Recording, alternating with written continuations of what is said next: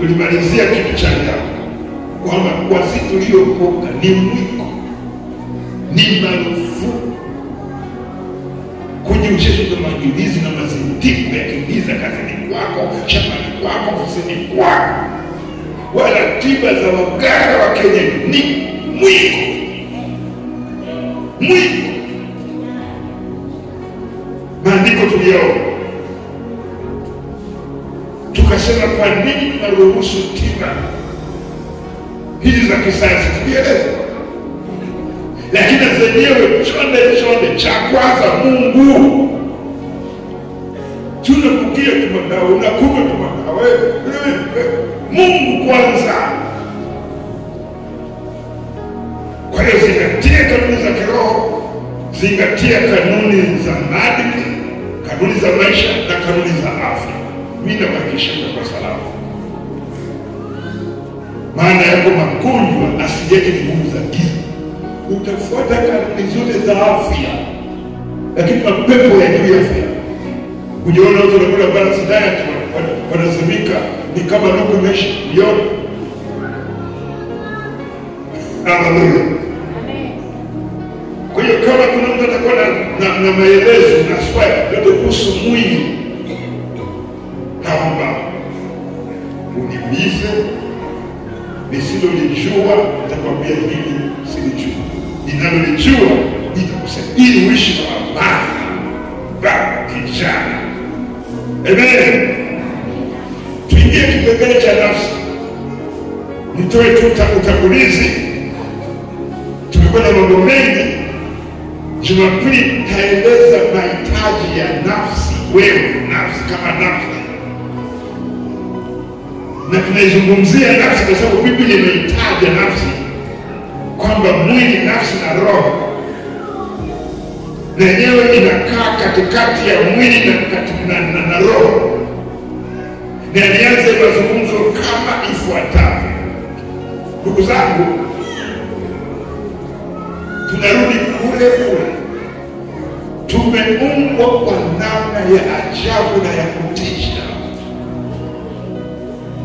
Ndio maana watu wanagundua kompyuta,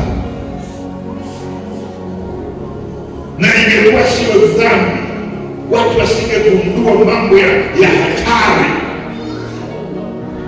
Tungezalisha viwandani bidhaa zisizo haribu mazingira wala ozone kule juu. Mambo yalikuwa shwari kabisa. Na ili kwa utangulizi leo nirudi kwenye uumbaji. Kitabu cha Mwanzo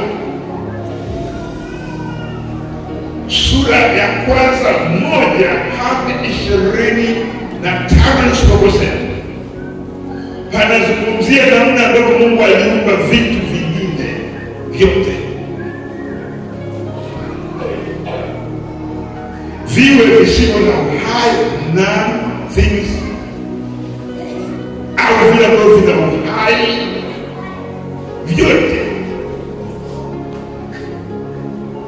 Hakutulia kama alivyofika kwa mwanadamu.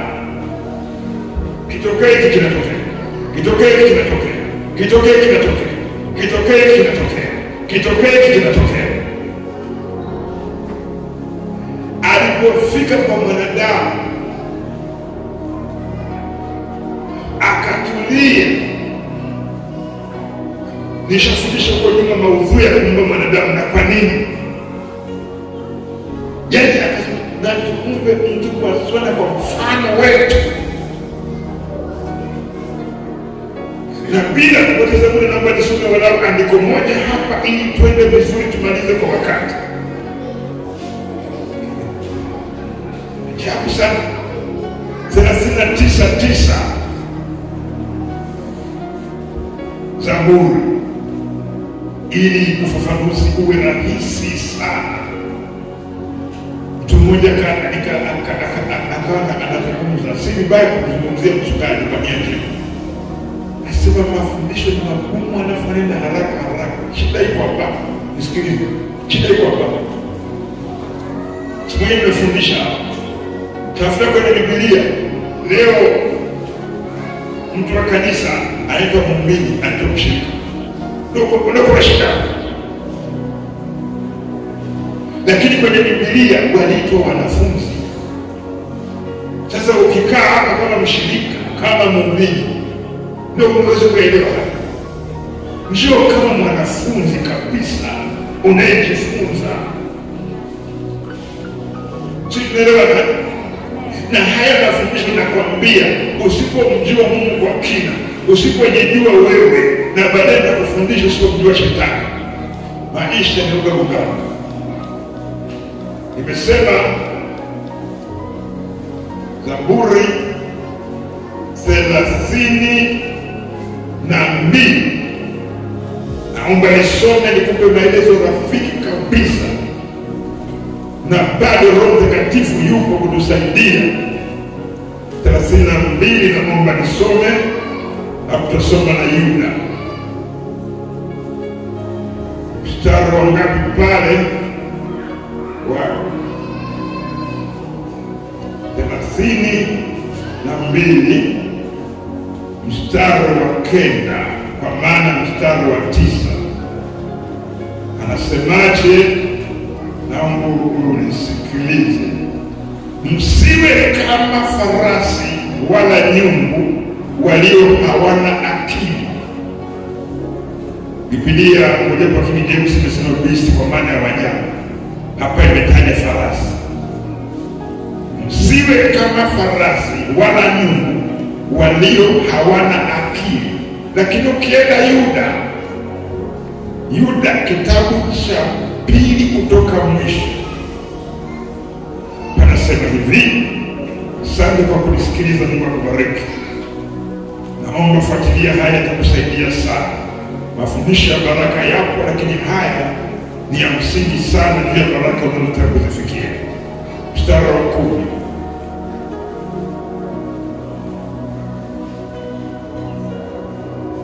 Anasema, lakini watu hawa huyatukana mambo wasiyojua, na mambo wayatambao kwa asili wajiharibu kwayo, kama wanyama wasio na akili. Na ndio tutafuta hapa ni wanyama wasio na akili. Naomba tuende pamoja. Nikurudisha sasa kwamba tumeumbwa kwa namna ya ajabu na ya kutisha. Binadamu tusipolijua hili. Kwa hiyo nirudi pale juu. Mwanadamu ana mwili, ana nafsi na ana roho. Ndio maana juma lijalo taendelea sasa kukuelezea nafsi inahusika na ufahamu, kujua mambo, utashi, hisia na dhamiri. Naomba hapa twende pamoja. Maana yake ni hii, na nasema nimefanyia utafiti. Wanyama na vitu vingine vyenye uhai nje ya mwanadamu hawana roho, hawana nafsi, bali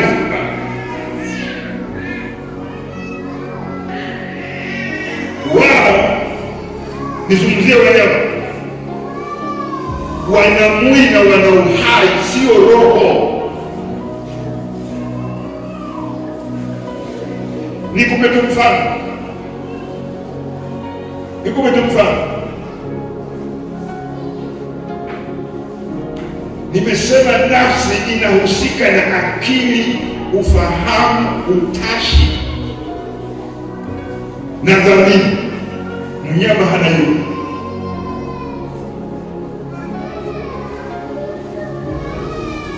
Mbuzi ya juu ya bali ya mchicha mama, ulikopa mkopo kwenye mikoba, ukalima jaruba na mchicha ukauze, akipita pale nafaka.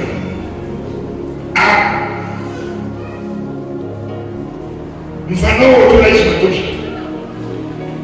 Wanyama hawana nafsi ambayo inahusika na akili. Basi msiwe kama wanyama, kwa sababu wasiwe na nafsi inayohusika na ufahamu.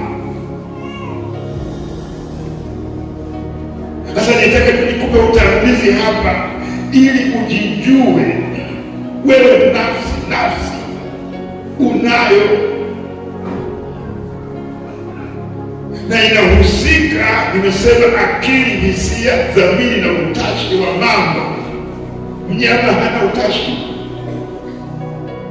ndio maana hawezi. Tembo wa kwanza wananyeshoga mvua, hawana mpango wa kujenga,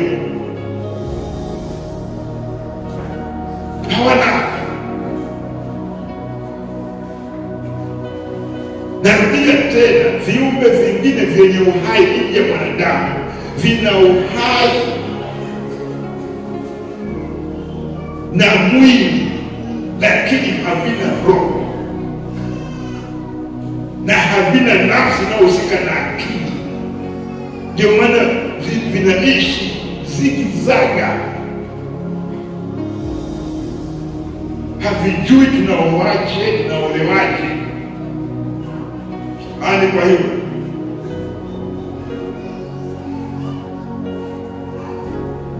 vifaranga vimetakwa mayai, vimetolewa pamoja, jogoo mmoja, mama mmoja, na vile vinaendeleza uzazi, havijui ni ovyo.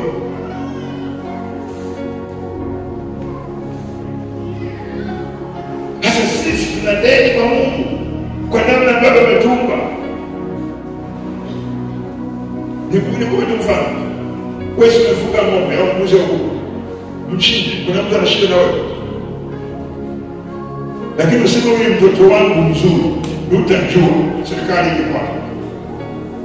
Roho ya mwanadamu ni uungu, tutamalizia kwa mwisho wa somo hili, na wewe kama roho ujijue. Lakini leo kwa utangulizi nimeona nianze, tumezungumzia habari ya mwili sana, ujue. Tulizungumza ni vizuri sana mwili, tukiutumia katika mambo ya mema. Lakini tukasema leo, kwa tumekuwa na wengi kunyetu kwenye utangulizi habari ya nafsi, na kubali usikubali mwanadamu kwamba mwili, nafsi na roho, na maandiko yapo. Hatuna muda wa kuyapitia, lakini yapo maandiko yanayozungumzia mwili, nafsi na roho. Kwa mfano, ukisoma Korinto ya 2:7 utakuta maneno hayo matatu. Na nimesema kitu ambacho mimi nimekisema tunaamini kitu. Nilikuwa nakwambia siku moja baada ya uchawi, kwa nasoma chuo kimoja, wale wazungu wakasema, eleza kwa nini naamini uchawi uko huko. Mimi nikaeleza na nikapointa mwenyewe kusema Biblia imeutaja, ndio nipo hapa. Maana wao hata hawajui habari ya uchawi ina nini, nataka mtu kwa sababu ya sayansi. Japo na wao ni wachawi wasema kwa wadogo. Inasema hivi, Korinto ya 2:7 mstari wa kwanza ni taratibu. Basi wapenzi wangu, kwa kuwa tuna ahadi hizo, na tujitakase nafsi zetu, nafsi hiyo inakuta, na uchafu wote wa mwili unakuta, na roho, huku tukitimiza utakatifu katika uchafu. Kwa hiyo mwili, nafsi na roho vyote vina wajibu. Nirudie nilichokizungumza na wala simaliza, kwamba nafsi inahusika na akili, hisia, dhamiri na utashi. Na kwa ufafanuzi na uelewa zaidi, kwamba viumbe vyote vyenye uhai nje ya mwanadamu vina mwili na uhai, full stop. Ndio maana vikifa haviendi mbinguni wala jehanamu. Naomba mnisikilize, kwamba sasa hii mbuzi ilikuwa inakula mchicha, imepigwa, imekufa, kwa hiyo roho yake imeenda jehanamu. Sinaelewa. Haya ni masomo ya ndani kuyajue. Hata mti una ule mwili wake na lile mti, lakini haina roho na uhai. Ndio maana ukikauka tayari ule uhai hauoni, lakini mwanadamu ana mwili na ana nafsi na ana roho. Na kwa sababu nafsi inahusika na akili, wanyama hawana akili. Yuda inasema watu wenye dhambi ni kama wanyama wasio na akili, hawajui jema wabaya, ni mchanganyiko tu, kila kitu halali yake. Nimekuwa nikiwakumbusha, nilikuwa miaka 1969, mimi niko shule ya msingi. Mwalimu wetu mmoja, mwalimu sasa kwa mwalimu Charles, anatufundisha nyama, anatupeleka kwa tunajisahau. Ya kuku, nyama. Ya bata, nyama. Ya ng'ombe, nyama. Anatupeleka kwenye masuria, wale wanasema ya nyoka. Wengine wanasema nyama. Lengo lake ni kwamba mwanadamu ana akili, anapaswa kujua ndicho na sicho, black and white. Wanyama hawana hilo. Kwa hiyo kwa kulifahamu hilo, utajua namna nafsi yako wewe unapaswa kuwa. Na nimekuja kumalizia kipengele hiki kwamba unapaswa kujua tulivyoumbwa sisi na vilivyoumbwa vitu vingine. Juma lijalo, kama tulivyozungumza habari ya mahitaji ya lazima ya mwili, kama mwili utunze